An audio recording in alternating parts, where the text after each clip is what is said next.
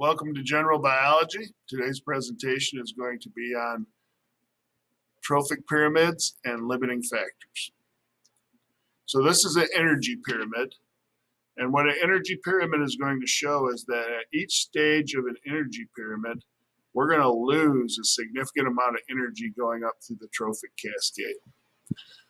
So if the producers, say, produce 100% of the energy, okay, of all the energy these producers produce, only 10% is going to go to the grasshoppers. And then only 10% of this is going to make it to the next level, so the rodents only get 1% of the energy the grass produced. And the hawks only get 0.1% of the energy the grass produced. So for example, if our grass produced 10,000 calories per square foot, the zebras would only get 1,000 calories, and the lions would only get 100 calories. Well, what happens to all that energy that's being produced? Well, we have lots of chemical reactions that have to go on inside organisms. Organisms need to grow and reproduce, and there's lots of chemical reactions that have to take place. We have to do cell respiration to make ATP. Heat is lost in that process. When we are making larger molecules out of smaller molecules, heat are lost in those processes. When we're breaking down food from large to small, heat is lost in those processes. So heat is constantly lost by our body, and that loss of heat is where most of the energy ends up. Most of the energy that's produced by producers ends up as heat loss, and only a small portion of the energy actually makes its way up the food web to the very top level consumers. This is another trophic pyramid. It's called the numbers pyramid. The numbers pyramid basically shows that you have the greatest amount, or the greatest number of individuals at the bottom of the food chain. And then typically as you work your way up the food chain, you have fewer and fewer individuals. That's not always true. Sometimes our producers are quite large, and it's a little bit different than that. But generally speaking, like here is the African savanna. You have lots of grass and wildflowers and things that are growing that the producers are going to eat. The consumers are going to eat. And if we look at the number of primary consumers here, there's huge numbers of primary consumers in Africa compared to the number of carnivores. And so we see a big number of grass and wildflowers, a little bit smaller number of primary consumers, and much smaller number of your secondary consumers, the lions and cheetahs and hyenas and all those carnivores. Sometimes, though, the number of producers is fairly small because the producers are gigantic.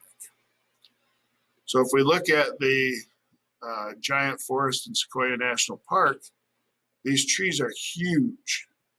And so it doesn't take very many of these trees to support lots and lots of secondary or primary consumers and secondary consumers. So in that case, the number of producers is going to be less than primary consumers because the producers are so big. So sometimes our numbers pyramid is not a perfect pyramid. Biomass is almost always a perfect pyramid. We have the most biomass, so that's like actual mass of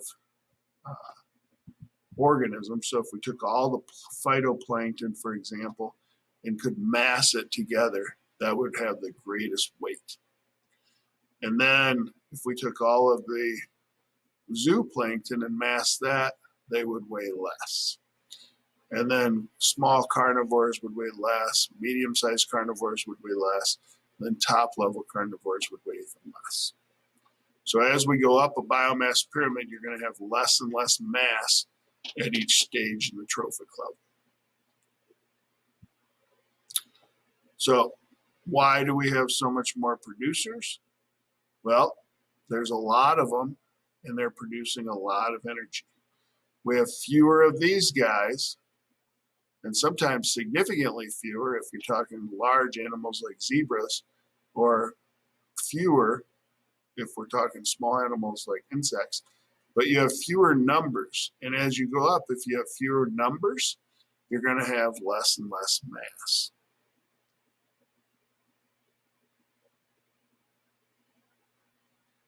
I have to skip forward a little bit. You may recognize some of these slides from other presentations.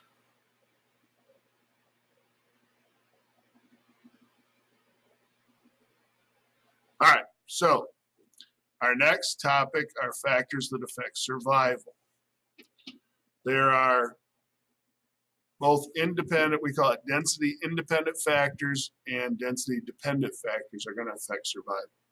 Independent factors, it doesn't matter how crowded the population is or not, density of the population has no effect on these factors and how they affect the community. So for example, a flood, it doesn't matter if we have too many or too few organisms around, a flood is going to have a significant effect on the population regardless. Fires don't make, the elk population in a forest really doesn't matter. When the fire rolls through, it doesn't care if there's 10,000 elk or 10 elk. Okay, the fire is going to cause the same amount of damage either way. Tornadoes ripping through an environment, they cause damage either way. They're not density dependent. They just have a serious effect on populations, even though the population size really doesn't matter. Density dependent factors depend on how many individuals are living in an area. So predation, for example, if there's more individuals, then there's more competition for prey, and it's harder for you to be successful. If there's more individuals, then fighting for territory becomes a bigger factor. If there's more individuals, then other limiting resources like water and space and places to live become factors in determining how many individuals can survive in the population. How many individuals can survive in a population, we call that carrying capacity. So these density dependent factors like competition for food, predation, disease, those types of things are going to affect the size of a population. So populations will grow, but once they reach a certain size, they tend to level off. And when they level off, they will go up and down a little bit still. So you can see this number of individuals goes up. And when it stabilizes, it's stable, but it still wobbles. So that wobble is basically just those predator-prey interactions, or maybe a disease goes through one year and you get a little more loss of life. But it basically stays about the same as long as the environment doesn't change significantly. If the environment changes, you can change the carrying capacity. So if all of a sudden you have more food available, then the carrying capacity goes up. If there's a drought and there's less food available, then the carrying capacity is going to go down. So the environmental factors in a particular area are going to have a direct effect on the carrying capacity and how many individuals that area can support.